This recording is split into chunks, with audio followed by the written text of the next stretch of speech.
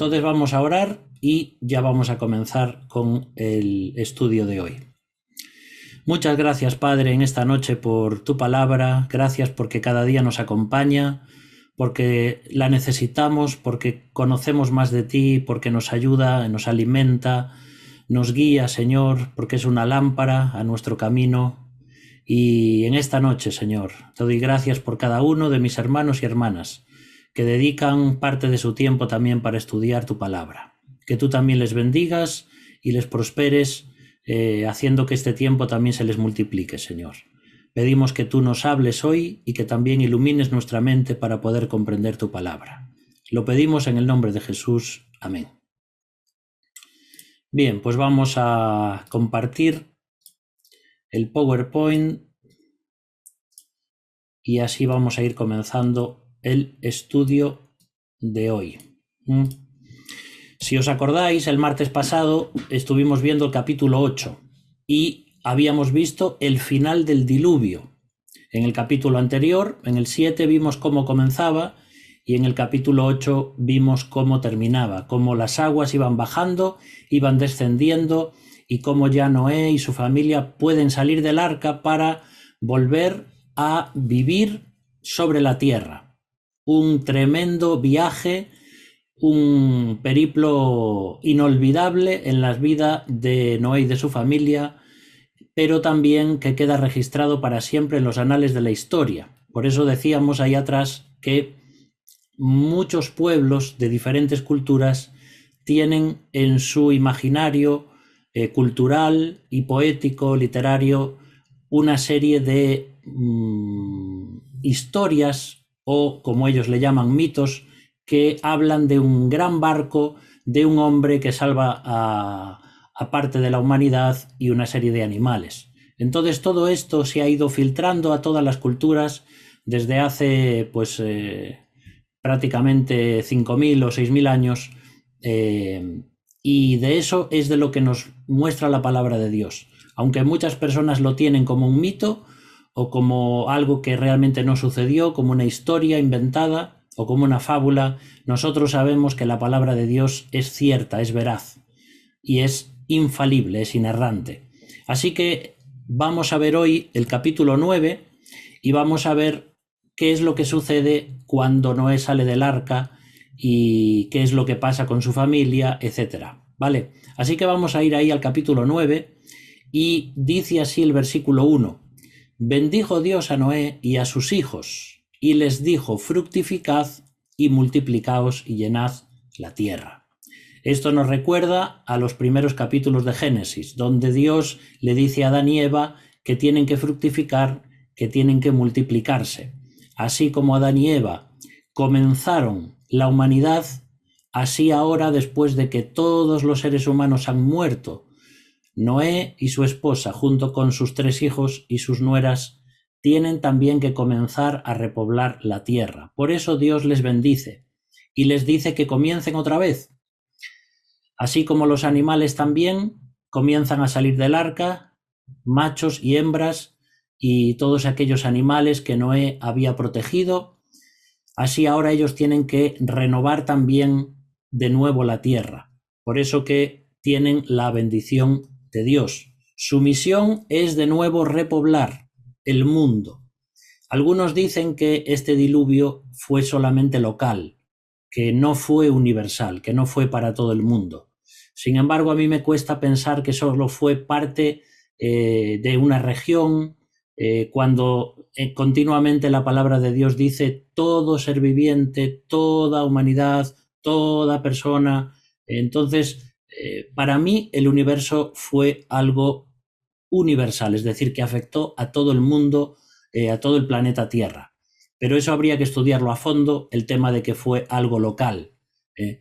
Si fuera local, realmente es como si estuviésemos diciendo que había personas en otras partes del mundo y solamente Noé y su familia allí en el Medio Oriente antiguo, pues tuvieron que repoblar la tierra. Pero eso parece que no tiene sentido cuando lo comparas con el resto de las escrituras. También el modo en el que tenían que repoblar la tierra era a través de su familia.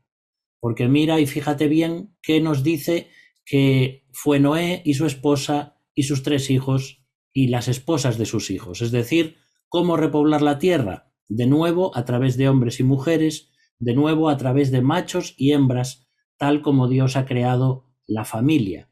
Esa institución de la familia que Dios crea en Génesis capítulo 1, Génesis capítulo 2, de nuevo vemos aquí que es la base de la sociedad. Por eso hoy en día todo lo que está intentando el diablo, intentando romper los vínculos familiares, intentando romper lo que es el género que Dios creó, está de hecho yendo contra la voluntad de Dios. Y el propósito también que tenía Noé y su familia al repoblar la tierra a través de la familia era dar fruto, fructificar. Y hay una cita aquí de un escritor cristiano que se llama Donald Gray y dice: la misión del hombre de fructificar no se refiere solamente a la reproducción y también a las especies, sino a la fructificación en cada buena obra delante de Dios. Entonces, posiblemente, cuando Dios les dice ahí que fructifiquen, no solamente se refiere al hecho de que tengan descendencia o que tengan hijos o que procreen, sino también a que sus obras sean buenas, que den fruto, porque esto también lo vamos a encontrar en el Nuevo Testamento. Muchos versículos dicen que los cristianos tenemos que dar fruto. Y Jesús también nos dice, por ejemplo, en Juan capítulo 15, que Él es la vid, que nosotros somos los pámpanos, las ramas, y que nuestro propósito y misión en este mundo para predicar el Evangelio es también dar fruto. Los cristianos somos llamados a dar fruto. Entonces, Noé y su familia completamente diferentes a la humanidad que pereció debido a su gran pecado, a su violencia y a su inmoralidad, ellos tenían que dar un fruto totalmente diferente, aunque vamos a ver también que no eran perfectos, como vamos a ver al final de este capítulo. Dice ahí el versículo 2, el temor y el miedo de vosotros estarán sobre todo animal de la tierra y sobre toda ave de los cielos, en todo lo que se mueva sobre la tierra y en todos los peces del mar, en vuestra mano son entregados. Esto nos recuerda de nuevo a Adán y Eva, cuando Dios le da a Adán todos los animales y los trae delante de él para que él les ponga nombre, un nombre de acuerdo al propio carácter y a la propia vida del animal. Ahora dice que los animales van a tener miedo del hombre en un sentido, aunque van a ser salvajes también, y asimismo las aves de los cielos y los peces del mar. Es decir, que los animales son entregados en manos de Noé, de su familia y también de su descendencia y de la humanidad que vendría después de ellos. Algo que nos llama la atención aquí es que el hombre ya no sojuzga ni señorea la tierra. Eso es lo que Dios le había dicho a Adán y Eva, que sojuzgasen, es decir, que tomasen el control, el dominio completo de toda la creación. Pero eso ya no es posible ahora, porque ese cetro de gobierno que tenía Adán lo ha tomado el diablo. Recordad que cuando Satanás tienta a Eva y a Adán y ellos pecan contra Dios, pierden el derecho de ser aquellos gobernantes que podían someterlo todo bajo su autoridad y bajo su dominio. Ahora Noé y su familia y toda la humanidad no van a tener ese trato de comunión y de unidad, por decirlo así, que tenían Adán y Eva con los animales. Hasta algunos pueden decir que Adán y Eva se podían comunicar con los animales y hasta podrían entender su lenguaje. Si eso no es cierto, lo que sí es cierto es que los animales estaban cerca de Adán y Eva porque vivían todos en común, animales, seres humanos y, como hemos visto, tal vez parte de seres angélicos que también subían y bajaban o estaban allí con ellos en el huerto del Edén. Pero ahora este mundo está bajo el dominio del diablo. Y es por eso que cuando Satanás toma dominio de este mundo, como dice el Nuevo Testamento, como el príncipe de la potestad del aire, fijaos lo que fue desde que Adán y Eva pecaron y desde que Satanás empieza a gobernar este mundo, cómo este mundo queda sumido en un profundo caos, violencia, inmoralidad, a tal grado y a tal extremo que Dios tiene que terminar con la vida de toda carne, porque había corrompido su camino sobre la tierra. Eso es lo que hace el diablo.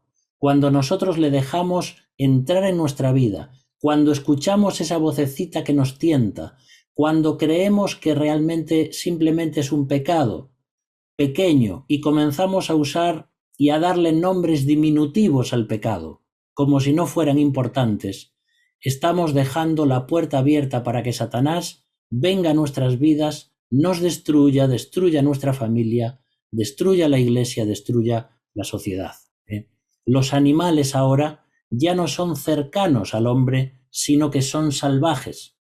Y aunque los animales en general, y todavía hoy, después de 5000 años, los animales siguen escapando del hombre con un temor que antes no tenían, también es cierto que hay animales salvajes que pueden terminar con nuestra vida. Hoy sabemos que tanto animales marítimos o marinos o acuáticos, como también animales terrestres o algún animal también que vuela, pues pueden terminar con nuestra vida. Son salvajes y nosotros no tenemos control sobre ellos como lo tenían Adán y Eva. Así que vemos ya diferencias en lo que era el huerto del Edén, el Edén primigenio, a lo que es ahora de nuevo los animales y la misión que se le da a Noé y a su familia. Pero esto va a ser revertido en el futuro, porque recordemos que el plan de Dios es volver a la creación original, es volver al huerto del Edén, es volver a que el hombre y la mujer sean la imagen, los regentes, los administradores, los sacerdotes de Dios como eran en el huerto del Edén. Por eso dice el Nuevo Testamento que los cristianos somos reyes, somos pueblo santo, somos real sacerdocio, porque eso es el propósito de Dios para la humanidad, que en este mundo podamos reflejar la grandeza de Dios, nosotros como sus imágenes. Y un día toda esta creación que ha sido sometida y condenada por el pecado del ser humano volverá a ser lo que era en el huerto del Edén. Por ejemplo, Isaías 11, versículos del 6 al 9, nos muestra lo que será esto en el futuro, en el reino milenial. Dice: morará el lobo con el cordero, y el leopardo con el cabrito se acostará. El becerro y el león y la bestia doméstica andarán juntos, y un niño los pastoreará. La vaca y la osa pacerán, sus crías echarán juntas, y el león como el buey comerá paja. Y el niño de pecho jugará sobre la cueva del áspid, y el recién destetado extenderá su mano sobre la caverna de la víbora. No harán mal ni dañarán en todo mi santo monte, porque la tierra será llena del conocimiento del Señor, como las aguas cubren el mar. Qué bonito va a ser esto en el futuro, queridos hermanos. El ver de nuevo cómo Dios restaura la creación a su estado original, cómo los animales recuperan esa libertad y ese estado primigenio de no ser fieros, de no ser salvajes, sino que cualquier tipo de animal puede convivir con el otro sin temor a ser mordido o a ser comido, como es hoy todo el tema de la cadena alimentaria o alimenticia, donde encontramos cómo los depredadores se comen a las presas. Eso no va a ser así en el futuro, porque la voluntad de Dios nunca fue que sus seres vivos se mordiesen y se comiesen y se matasen unos a otros. Pero tendremos que esperar a este momento, pero tú y yo, como hijos de Dios y creyentes en Cristo Jesús, vamos a disfrutar de todo esto y de todas las bendiciones que Dios tiene para nosotros preparadas. Vamos al versículo 3 y 4 ahora. Dios les dice: todo lo que se mueve y vive os será para mantenimiento, así como las legumbres y plantas verdes. Os lo he dado todo, pero carne con su vida, que es su sangre, no comeréis. Si os dais cuenta, ahora hay un cambio significativo en la alimentación del ser humano. Si antes Adán, Eva y todos los animales solamente podían comer legumbres, plantas, frutas, raíces, semillas, etcétera, es decir, una vida vegetariana y herbívora para los animales, ahora al hombre ya le van a faltar todas esas vitaminas y necesidades básicas que las plantas ya no pueden satisfacer. Ahora el ser humano tiene también que comer carne, porque va a ser necesarias una serie de proteínas y de aminoácidos esenciales que necesita nuestro organismo y que ya las plantas después del diluvio no podrían darle al ser humano. Ahora el hombre pasa de ser vegetariano a omnívoro, es decir, vamos a comenzar a comer de todo, a comenzar no solamente a comer como antes plantas, hojas verdes, etcétera, sino también carne, pollo, peces, huevos de animales, etcétera. Si os fijáis ahí en ese chuletón, está un poquito crudo, pero bueno, hay personas a las que le gusta poco más hecho de lo que está ahí. Quieren comer un chuletón de buey o de ternera y cuando lo pinchan con el tenedor, escuchar cómo muge y cómo salpica. Bueno, hay para todos los gustos. Sin embargo, a partir de ahora podemos comer de todo porque es algo que Dios nos da la libertad de hacer. Dice 1 Timoteo 4:4, hablando de la alimentación del ser humano, porque todo lo que Dios creó es bueno y nada es de desecharse si se toma con acción de gracias. Hay algunas personas, tal vez en otras religiones o algunas denominaciones, que dicen que el hombre debe ser vegetariano. Y es verdad que lo que mejor le sienta al ser humano es comer vegetales, es ser vegetariano. Ahora hay mucho el tema de la moda de ser vegano, de no comer carne, de no comer animales y de comer solamente cosas que tienen que ver con las legumbres, etcétera, ¿no? Hay todo un mercado y un negocio que se ha montado con esto. Pero por supuesto cada creyente es libre de comer como crea conveniente. Entonces, si un hermano come mucha carne, yo no tengo que juzgarle por eso.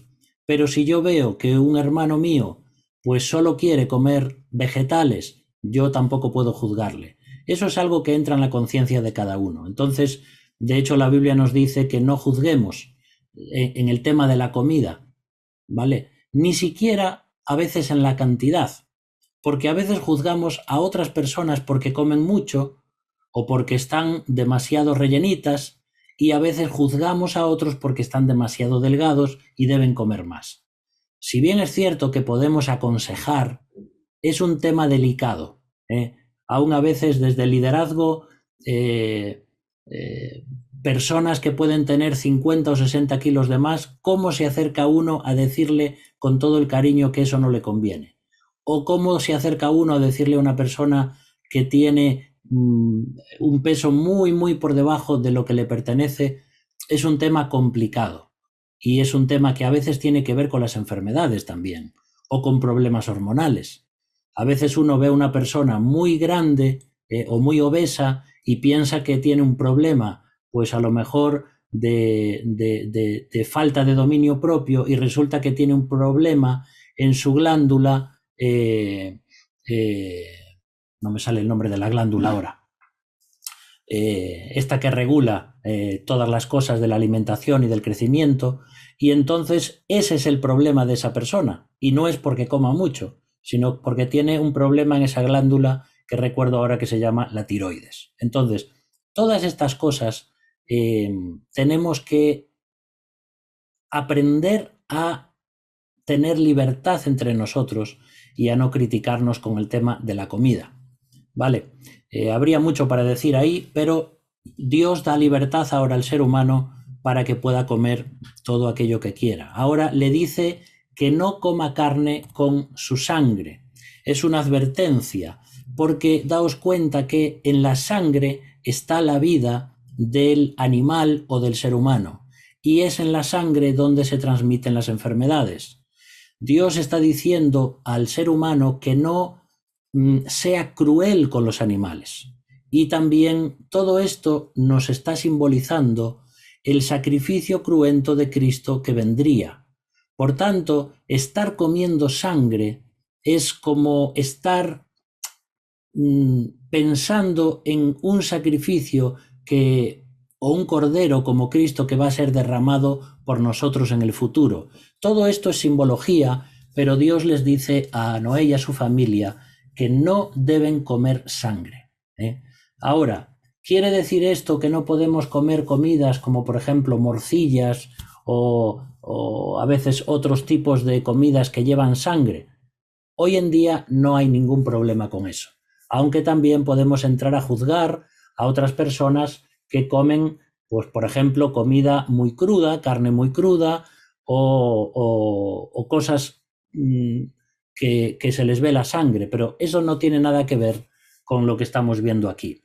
Tiene que ver con una advertencia de reconocer lo que era la sangre y toda la simbología que iba a traer para los sacrificios. Es debido a los animales que van a ser sacrificados y a la sangre que va a ser derramada que esto nos está mostrando el pecado del ser humano.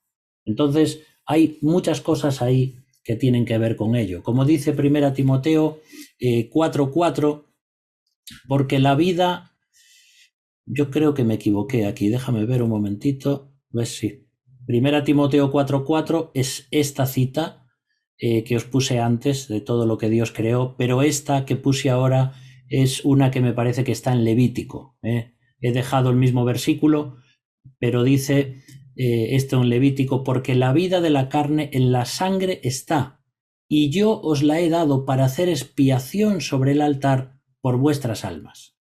Y la misma sangre hará expiación de la persona. ¿Veis entonces cómo Dios está diciendo que la sangre es solamente para lo que tiene que ver con los sacrificios y con la expiación para cubrir el pecado del pueblo? Es por eso que dice que no se coma carne, que no se tome sangre. Vamos al versículo 5 ahí del capítulo 9. Y sigue hablando acerca de la sangre y dice, porque ciertamente demandaré la sangre de vuestras vidas. De mano de todo animal la demandaré y de mano del hombre. De mano del varón su hermano demandaré la vida del hombre.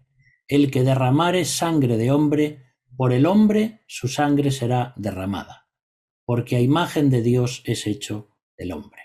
Entonces Dios quiere dejar muy claro aquí que los seres humanos estamos hechos a imagen de Dios. Eso no tiene nada que ver con que somos inteligentes o con que tenemos alma o un espíritu o con que tenemos cosas que nos diferencian en cuanto a moralidad. La imagen parece ser que tiene que ver con esa representación de Dios en la tierra, como sacerdotes suyos en el templo que era el huerto del Edén. Entonces, cuando una persona mata a otro ser humano, a su prójimo, está atentando contra la dignidad que tiene ese ser humano de ser hecho a la imagen de Dios. Por eso aquí lo que se está haciendo es establecer ya leyes y gobiernos que Dios mismo está poniendo como algo muy importante. A partir de ahora, el ser humano no puede hacer lo que quiera. Los seres humanos no son para matarlos, como hizo Caín con Abel, ni para ejercer sobre ellos derechos de sometimiento, de violación de sus derechos, etc. Eso es lo que sucedió también en Génesis capítulo 6, por eso Dios trae el diluvio sobre la humanidad. No había absolutamente ningún derecho, ninguna dignidad de la persona humana, ni siquiera de los animales, y es por eso que Dios a partir de ahora establece una especie de nuevo orden mundial donde tiene que haber derechos, donde tiene que haber responsabilidades, donde tiene que haber leyes y un gobierno que intente mantener las cosas en una forma justa. Aunque nosotros no tenemos derecho a sacar la vida a un ser humano, sí que tenemos derecho a juzgar las obras o los delitos que esos seres humanos puedan cometer. Por eso, más adelante, con la ley de Moisés y las leyes de Levítico, etc., vamos a ver ahí cómo se comienza a usar la ley del talión, que no solamente la usaban el pueblo de Dios, sino también los pueblos circundantes a ellos.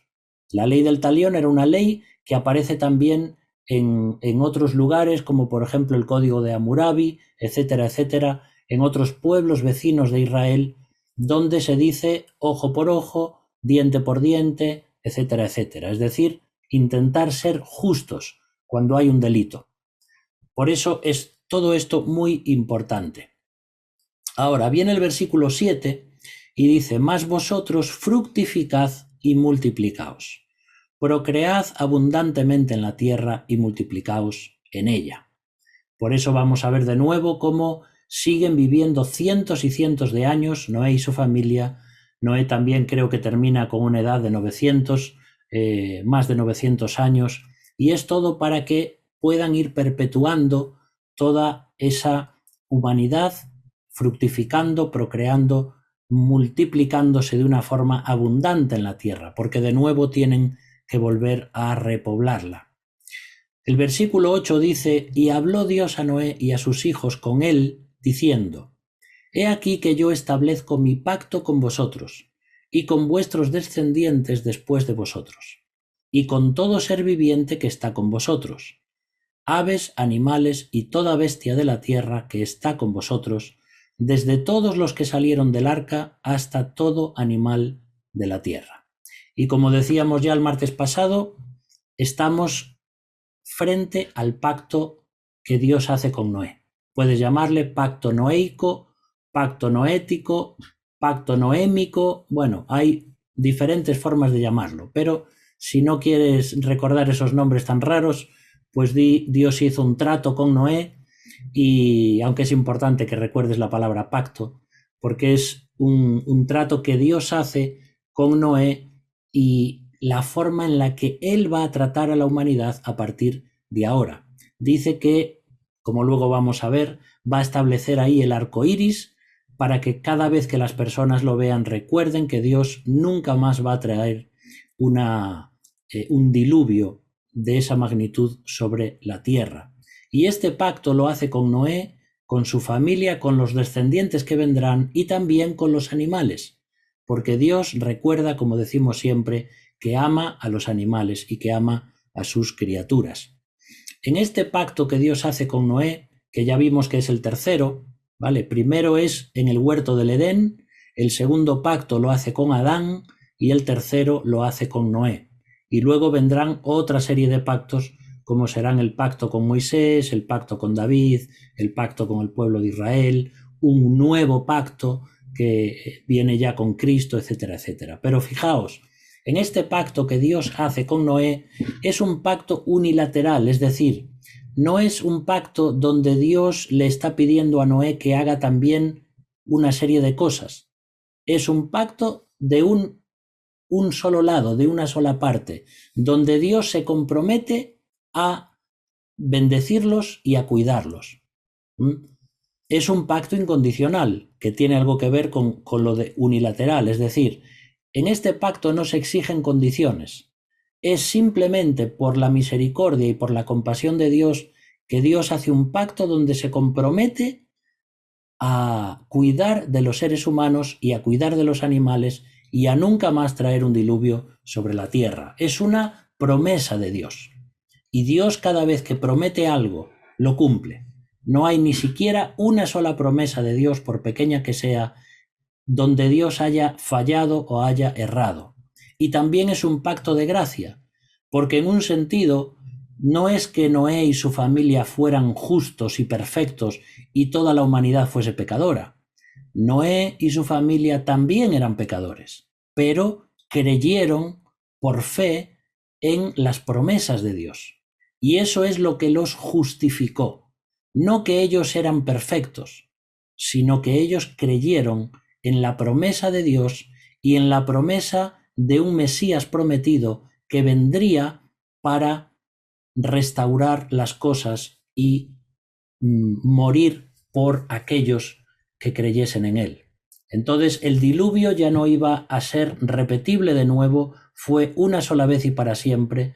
Por eso aquí es una de las cosas que nos ayuda a entender que el diluvio no fue local. Si el diluvio fuese local, ¿qué sucede entonces cuando en diferentes lugares del mundo hoy vienen grandes diluvios, o vienen grandes ríos o grandes afluentes que terminan, por ejemplo, con una ciudad entera? Grandes inundaciones. Podríamos decir entonces que Dios no cumplió su promesa.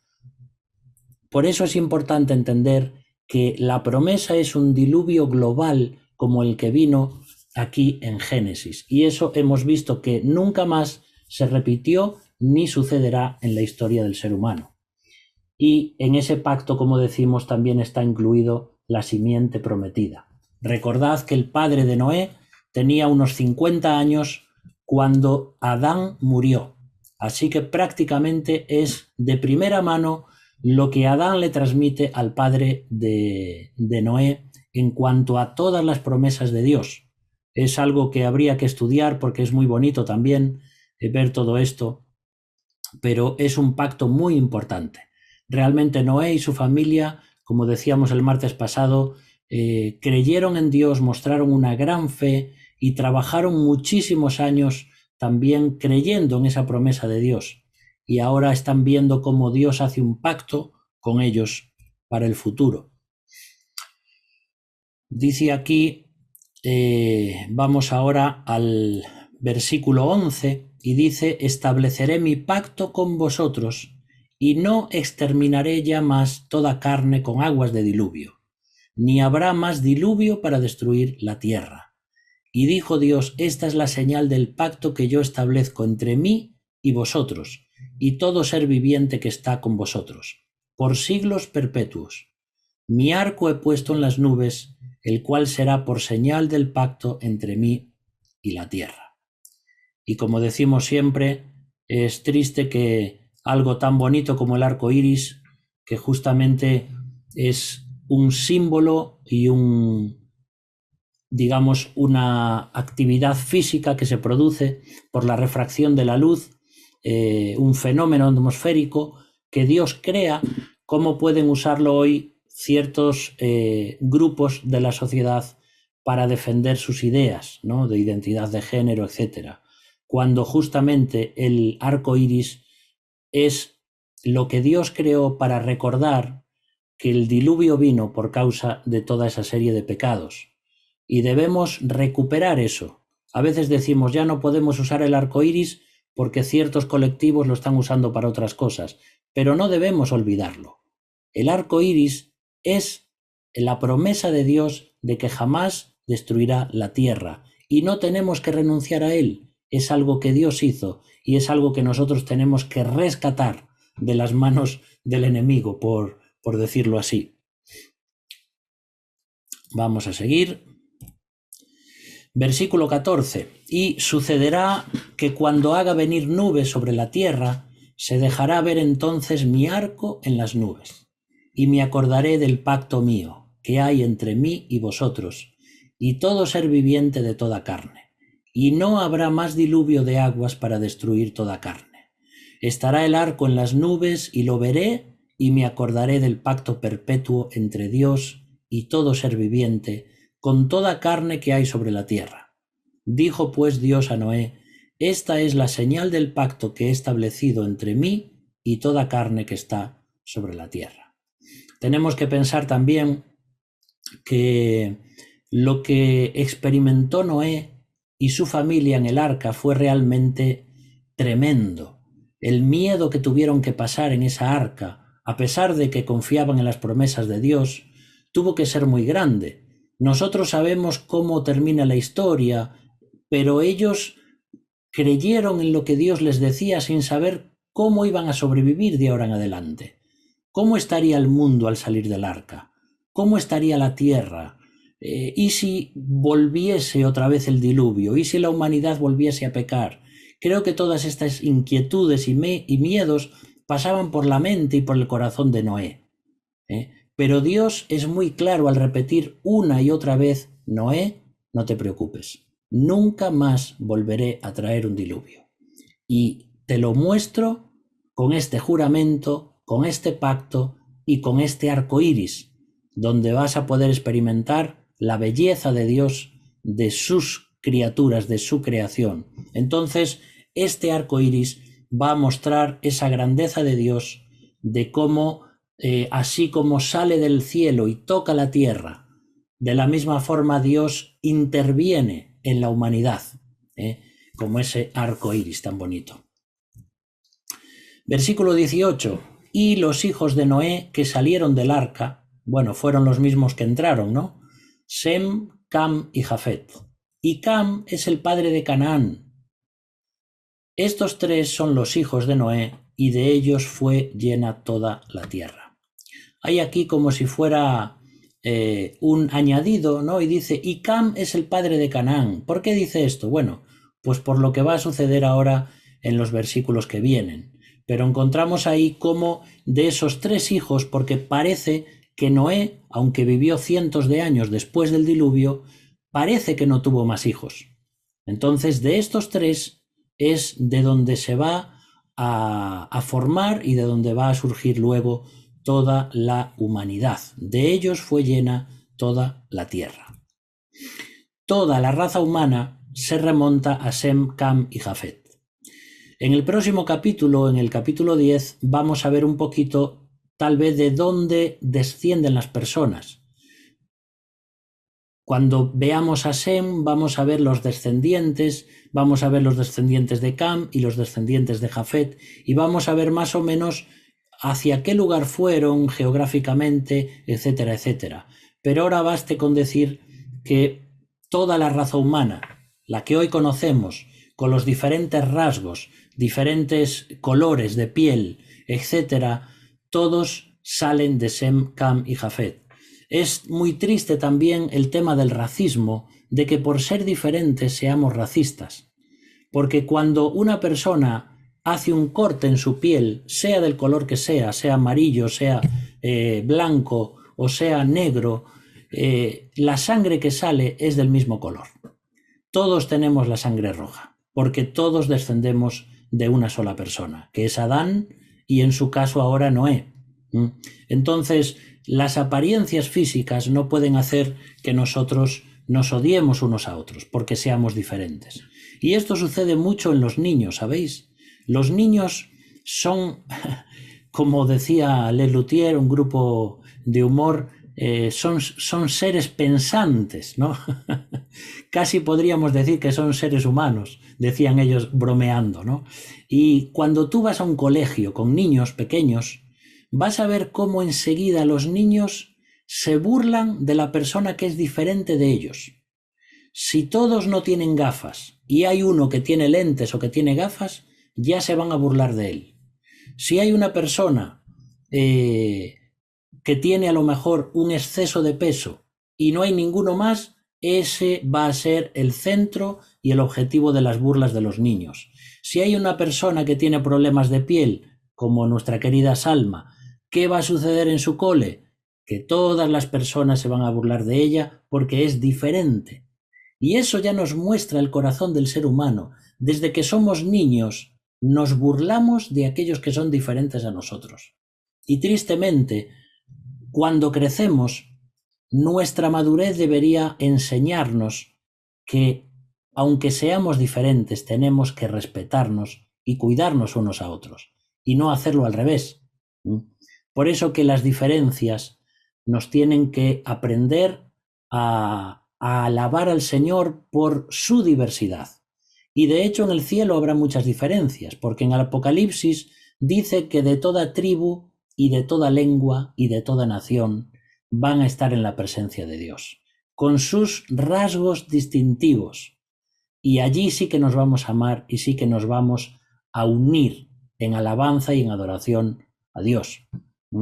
Así que ya el Zoom y la pandemia es algo que es un preludio de lo que va a suceder en la eternidad, cuando de diferentes naciones, con diferentes formas de hablar, de diferentes colores, nos juntamos para orar y para adorar a Cristo, ¿verdad? Pues esto ya es un preludio de lo que va a venir. Así que, sea quien sea, de cualquier nacionalidad o de cualquier lugar del mundo, todas estas personas que vivimos hoy venimos de esos tres hijos de Noé. Dice ahí también este versículo en Hechos 17:26, y de una sangre ha hecho todo el linaje de los hombres, para que habiten sobre toda la faz de la tierra, y les ha prefijado el orden de los tiempos y los límites de su habitación.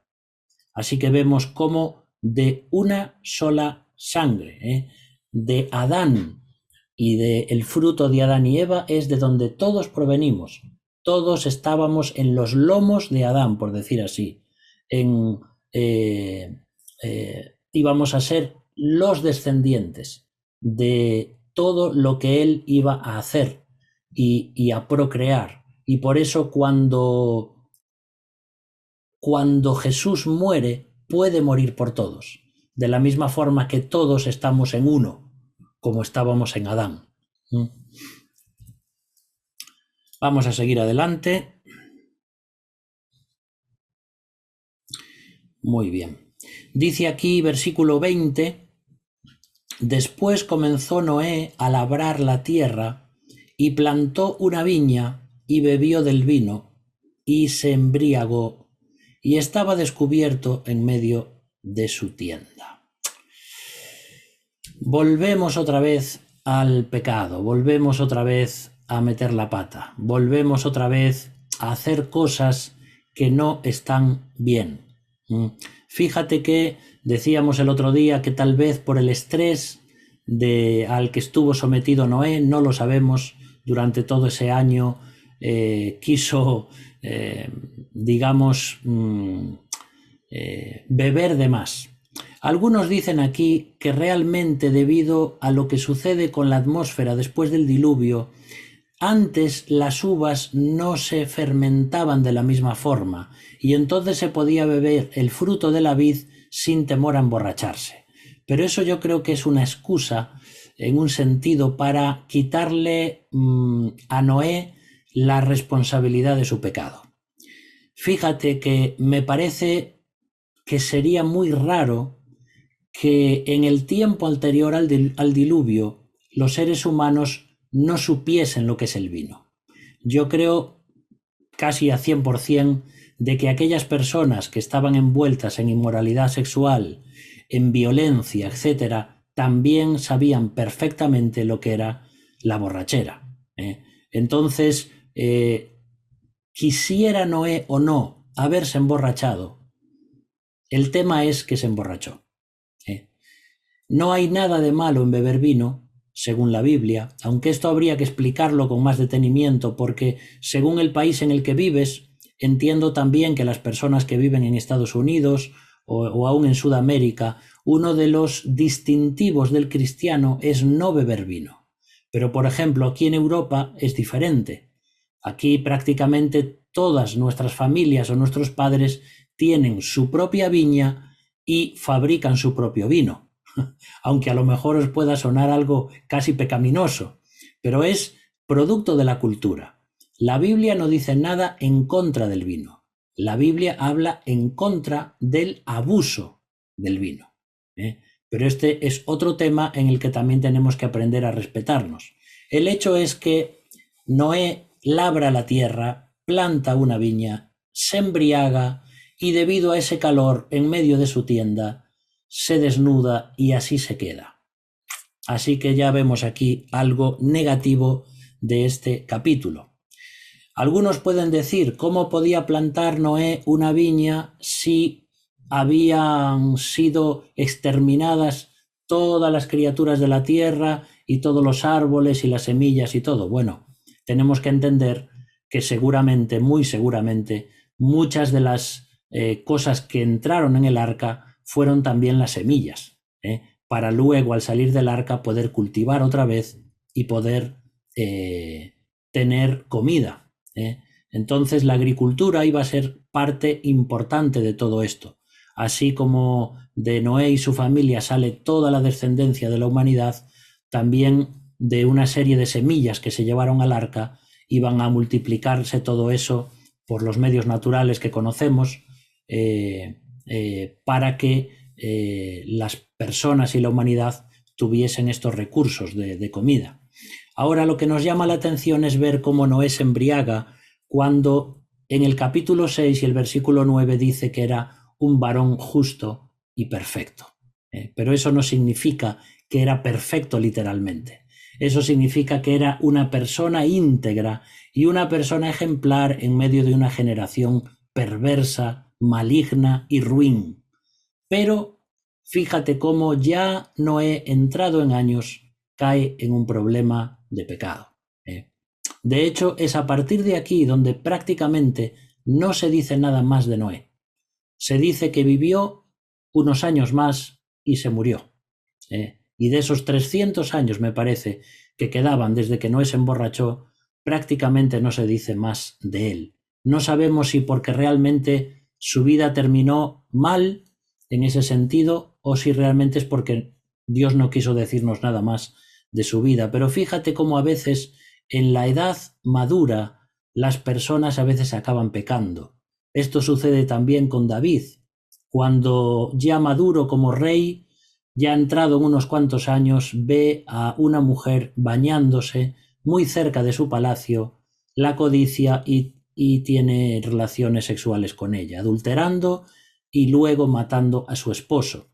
Entonces vemos ahí también cómo luego Salomón, fíjate al final de su vida cómo termina Salomón, cómo empieza Salomón diciendo: Dios, si me quieres conceder algo, concédeme sabiduría. No te pido riquezas, no te pido cosas materiales, no te pido grandezas, te pido sabiduría.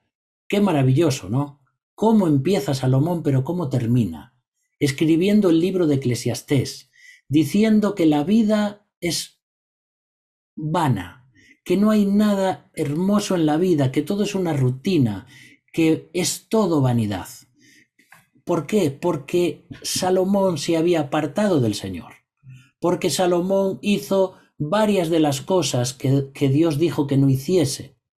Primero Dios le dijo: no amontones caballos, el símbolo de poder. ¿Y cuántos miles de caballos tenía Salomón? Dios le había dicho a Salomón: no tengas relaciones con mujeres de fuera del pueblo de Israel. Y tuvo 700 mujeres y 300 concubinas. Esto es una barbaridad. Es verdad que antes se casaban también porque era una forma de tener una especie de pacto, por decirlo así también, con otros pueblos. Entonces tú te casabas con la hija del hombre de otra región y entonces establecías un pacto para que hubiese entre vosotros cuidado mutuo o, digamos, estar unidos para la guerra y que no hubiese enfrentamientos entre unos y otros. Eran intereses políticos. Pero cómo las mujeres desviaron el corazón de Salomón también al final de su vida. Entonces, esto es una advertencia para todos nosotros. Podemos comenzar muy bien la carrera cristiana. Podemos ser hombres y mujeres que hasta las personas pueden decir de nosotros: es un varón, es una mujer justo, justa, qué buenos pastores, qué buenos líderes.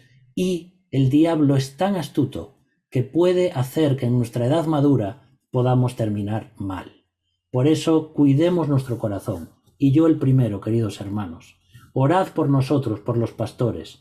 Orad por aquellos que estamos al frente de la Iglesia de Dios. Porque somos las puntas de lanza que Dios usa por su gracia, por su misericordia. Pero el diablo está ahí también para hacernos caer. Por eso esto es algo que tenemos que pensar. Y también fíjate cómo de nuevo se repite la historia. Así como Adán toma del fruto prohibido y siente su desnudez y siente vergüenza y tiene que cubrirse su vergüenza y su desnudez íntima. De la misma forma, Noé toma de un fruto, que es la vid, la uva, queda desnudo y avergonzado en medio de su tienda y tiene que ser cubierto también por sus hijos. De nuevo la historia se repite, una y otra vez. Acaba de terminar el diluvio y al poco tiempo ya nos encontramos otra vez con esto y con algo más terrible que va a suceder ahora. Aunque bueno, antes de eso, fijaos cómo la borrachera y el sexo están unidos también. Mira lo que dice Génesis 19:32. que esto está hablando aquí de las hijas de Lot. Después de que Dios destruye las ciudades de Sodoma y Gomorra, debido justamente a todo el problema de la sexualidad y de la homosexualidad, ellas, junto con su padre, huyen a la montaña. Y entonces, como ya no había más hombres con los cuales tener relaciones para tener descendencia, mira lo que dice la hija mayor a la hija menor. Ven, demos a beber vino a nuestro padre y durmamos con él y conservaremos de nuestro padre descendencia. Así que encontramos ahí el incesto. ¿Por qué? Porque con el vino y con la borrachera también muchas veces se junta la sexualidad, porque la persona no es consciente de lo que hace cuando en este caso, como en el de Lot, está completamente embriagado. Y lo mismo sucede con Noé. Dice Habacuc 2:15, ay del que da de beber a su prójimo, ay de ti que le acercas tu hiel y le embriagas para mirar su desnudez.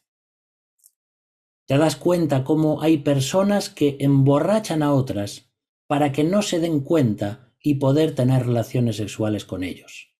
Si tú piensas en lo que es hoy el mundo de la juventud no cristiana, esto sucede prácticamente todos los fines de semana. ¿Sabes cuántos chicos emborrachan a las chicas y viceversa para tener relaciones con ellas y para que no se enteren de lo que están haciendo? O incluir sustancias en alguna de sus bebidas y dejarlas atontadas para que no recuerden nada. Y tal vez algunas hasta luego se quedan embarazadas y no saben ni de quién es ese hijo. Yo recuerdo un compañero que tenía en la secundaria, en el bachiller, creo que era en tercero de BUP. Él, un lunes por la mañana, lo vi que estaba cerca de mí en otra mesa de al lado y vi que estaba cabizbajo, así con la cabeza apoyada en el brazo y no lo veía bien y le dije, ¿qué te pasa, hombre? ¿Qué pasó? Y me dice, Abraham, ¿sabes qué pasa? Que yo salí el viernes por la noche y ahora llego aquí el lunes por la mañana y no me acuerdo de nada de lo que hice, ni el viernes, ni el sábado, ni el domingo. Y me decía, ¿y si una mujer viene hoy y me dice que ese hijo es mío, yo no lo puedo negar porque no me acuerdo? Qué triste, ¿verdad? Cuando dedicamos nuestras vidas o perdemos nuestra juventud con sustancias prohibidas o queriendo emborrachar a otros, y esto es un poco lo que sucede aquí con Noé. Y dice ahí, ahora en los versículos 22 y 23, y Cam, padre de Canaán, vio la desnudez de su padre, y lo dijo a sus dos hermanos que estaban afuera. Entonces Sem y Jafet tomaron la ropa y la pusieron sobre sus propios hombros, y andando hacia atrás cubrieron la desnudez de su padre, teniendo vueltos sus rostros, y así no vieron la desnudez de su padre. Bueno, aquí nos encontramos con uno de los grandes problemas hermenéuticos y exegéticos, es decir, que no entendemos bien a qué se refiere esto. Porque si es simplemente que Noé estaba desnudo, es para tanto que luego va a maldecir a su hijo y a su nieto por lo que habían hecho.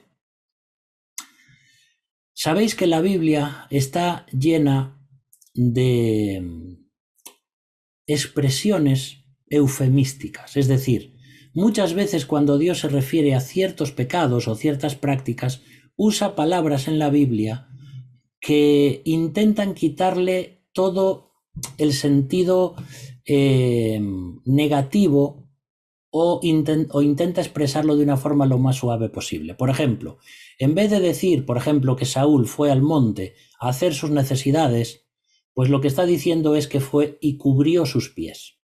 Entonces, cubrir los pies en la Biblia significa, en ese contexto, hacer sus necesidades, ¿vale?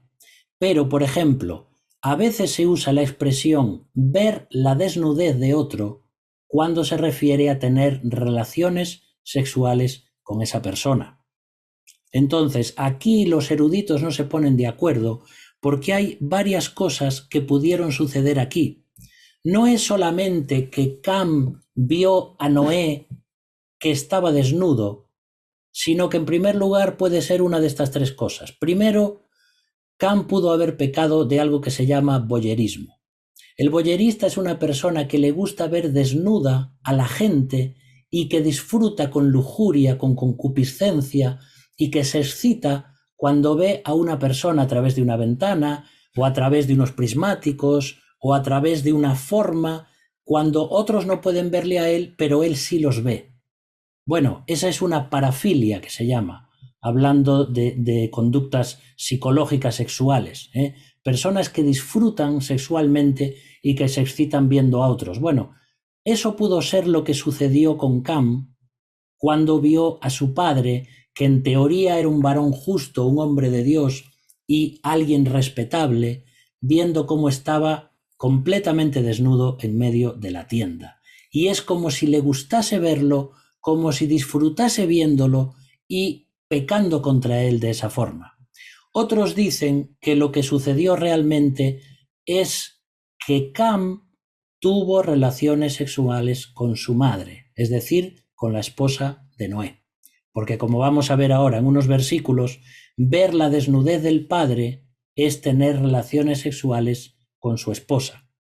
Y otra de las cosas que hasta algunos dicen es que realmente Cam violó sexualmente a su propio padre, aprovechándose de su situación. Ahora, nos puede sonar muy fuerte todo esto, pero realmente si solamente lo vio desnudo, no tendría razón el hecho de todo lo que sucede después. Cuando dice que Noé se enteró de lo que le había hecho Cam, ¿qué es lo que le había hecho? ¿Le había visto desnudo? ¿Era para tanto? Bueno, no sabemos realmente lo que sucede aquí. Ahora, mira lo que dice Levítico 20:17. Si alguno tomare a su hermana, hija de su padre o hija de su madre, y viere su desnudez, y ella viere la suya, aquí no está hablando de que veo a mi hermana desnuda y ella me ve desnudo a mí, sino de tener relaciones sexuales con tu propia hermana. Dice, es cosa execrable. Por tanto serán muertos a ojos de los hijos de su pueblo. Descubrió la desnudez de su hermana, su pecado llevará. ¿Entendemos? Esto es un eufemismo. No está diciendo que se vieron desnudos, no, está diciendo tuvieron relaciones incestuosas. ¿Sí? Otro versículo dice, la desnudez de tu padre o la desnudez de tu madre no descubrirás. Tu madre es, no descubrirás su desnudez. La desnudez de la mujer de tu padre no descubrirás, es la desnudez de tu padre. Otro término eufemístico, es decir, está diciendo, no puedes tener relaciones de incesto con tu madre, porque ella es la desnudez de tu padre. Entonces, debido a todos estos versículos, algunos interpretan que cuando Cam vio la desnudez de su padre, no es que lo vio desnudo, sino que tuvo relaciones con su madre aprovechando que él estaba borracho. Y en aquella época una mujer no se podía negar a tener relaciones con un hombre. De hecho, si ves el libro de Génesis, a veces te echas las manos a la cabeza cuando suceden cosas terribles, como por ejemplo cuando vienen aquellos ángeles a la ciudad de Sodoma y Gomorra, y Lot los hace entrar en casa, luego los rodean los hombres de la ciudad que quieren tener relaciones sexuales con los ángeles, y fíjate lo que les dice Lot. Les dice, mira, por favor, no hagáis esta barbaridad con estos enviados de Dios. Tengo a mis hijas vírgenes. Si queréis os las saco fuera y haced con ellas lo que queráis. Y uno dice, Dios mío, ¿cómo puede ser que diga eso? Bueno, es que en aquella época la mujer no valía nada. Era como un objeto sexual. Y esto se repite también en otros lugares de las Escrituras, ahí al principio, en el Pentateuco. Entonces vemos que si un hombre quería tener relaciones con una mujer, la mujer podía gritar o lo que fuese, pero el hombre iba a usarla. Entonces, posiblemente este pecado, que no sabemos bien cuál es, porque la Biblia no lo dice, pero creemos que es algo más que un simple mirar sexual. Viene el versículo 24 y dice, y despertó Noé de su embriaguez y supo lo que le había hecho su hijo más joven. y dijo: maldito sea Canaán, siervo de siervo será a sus hermanos. Ahora, la pregunta es: ¿por qué Noé maldice a su nieto Canaán y no a su hijo Cam? Bueno, parece ser que esto es ya una profecía de la conducta futura que iba a tener Canaán, es decir, el hijo de Cam. Podemos pensar que a lo mejor todos los que entraron en el arca eran creyentes, nos imaginamos que todos eran justos, que eran creyentes. No sabemos si Cam era realmente creyente o no, o entró en el arca porque vio realmente que creía lo que decía su padre, pero aún siendo creyente, tal vez en su corazón tenía problemas de lujuria o sexuales como tenía aquella generación en la cual vivía.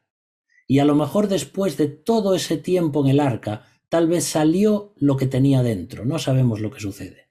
Pero Noé, de una forma profética, está diciendo que Cam, Canaán y toda su descendencia iban a ser malditos, pero no porque Noé los estaba maldiciendo, sino porque estaba profetizando que Canaán iba a seguir los patrones sexuales inmorales de su padre.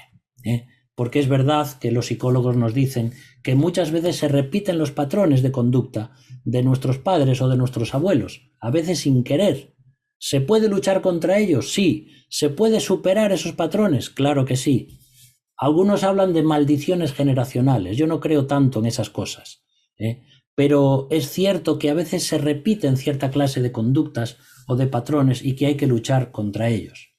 Otros dicen también que Noé maldice a Canaán porque si había tenido relaciones Cam con su esposa, con la esposa de Noé, el hijo que nació entre ellos, pues posiblemente que fue el cuarto hijo de Cam, fue Canaán.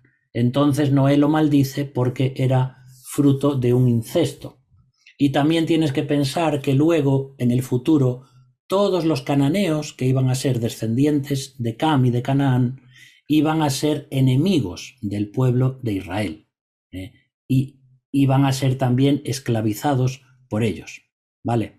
Aquí entran una serie de argumentos también que dicen que Dios a través de Noé maldice a Cam y entonces de aquí van a descender toda la raza negra, toda la raza de color, y que luego van a ser esclavos y van a estar en esclavitud, y que entonces, de hecho, algunos esclavistas en el futuro de no hace muchos cientos de años usaban estos versículos para decir: Dios maldijo a Cam, maldijo a toda su descendencia negroide, y entonces por eso nosotros tenemos derecho sobre los negros, porque Dios los maldijo y tienen que ser esclavos. Y esto no lo dice la Biblia, esto lo decimos los seres humanos. Así que eso de que de Cam descienden los negros, no hay ningún apoyo bíblico en ese aspecto. Ahora, algo que te quería decir ya para terminar es: el confinamiento trae a la luz lo que hay en el corazón. Y yo creo que después de un año entero en el arca, ese gran hombre de Dios que era Noé muestra un lado de, no sabemos cómo, de esa embriaguez, que fue una tacha, ¿no? Fue una mancha en ese libro de ejemplo de fe que es Noé para todos, ¿no? Pero esto nos muestra que Noé no era perfecto. Y de la misma forma, lo que tenía en el corazón Cam sale a la luz después del confinamiento. Yo creo que los confinamientos sacan a la luz lo que tenemos dentro. Conozco personas que después de este confinamiento y después de estos 2 años de pandemia han mostrado lo que tienen dentro. Conozco casos de personas divorciadas que ya no se soportaron más por tener que vivir juntas. Conozco personas que venían a la iglesia y que ya no vienen. Conozco personas que esta pandemia lo que hizo fue no fortalecerlos o acercarlos al Señor, sino todo lo contrario. Decidieron alejarse del Señor. Y yo quiero hacer un llamado de atención, queridos hermanos. Las pandemias, los confinamientos, las pruebas como estas que vienen a la vida igual que sufrió Noé y su familia, tienen que sacar de nosotros lo bueno. No podemos dejar que esas cosas que nos frustran, nos estresan, que saquen de nosotros lo que tenemos mal en el corazón. Porque Dios con la prueba quiere sacar lo bueno de nosotros, pero Satanás con la prueba quiere sacar lo malo de nosotros. Y esto tenemos que entenderlo. Habría mucho para decir aquí, ¿no? Pero creo que tenemos que ser conscientes de que estamos experimentando momentos difíciles. Y aunque ya estamos y ya hemos superado, me parece que la mitad de la pandemia para adelante, y ya las cosas están volviendo poco a poco a su cauce, aún hay mucho que sanar, mucho que restaurar, mucho que ayudar, así como personas que hemos conocido que se han acercado al Señor, así otras se han alejado, ¿no? Pero es decisión personal de cada uno. Y dice el versículo 26 y 27, dijo más, bendito por el Señor mi Dios sea Sem, y sea Canaán su siervo. Engrandezca Dios a Jafet y habite en las tiendas de Sem, y sea Canaán su siervo. Vemos aquí cómo Sem va a ser uno de los hijos bendecidos por Noé, y realmente es que de Sem es de donde iba a seguir la línea piadosa y donde 2000, 3000, 4000, unos 4000 años después o 4500 iba a nacer el Hijo de Dios.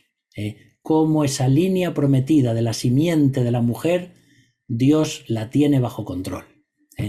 Y termina ahí este capítulo 9, los últimos 2 versículos diciendo, y vivió Noé después del diluvio 350 años, y fueron todos los días de Noé 950 años, y murió.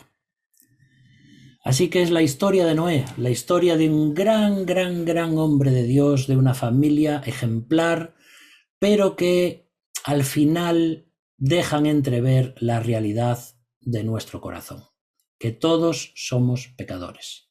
Y aunque es verdad que fueron una familia que Dios escogió y que Dios rescató para que de ellos se repoblase la tierra y que después descendiese la persona del Señor Jesús, también es cierto que no hay ni un personaje en el Antiguo ni en el Nuevo Testamento donde no se nos muestre los pecados de su vida. Dios no es alguien que encubre nuestros pecados.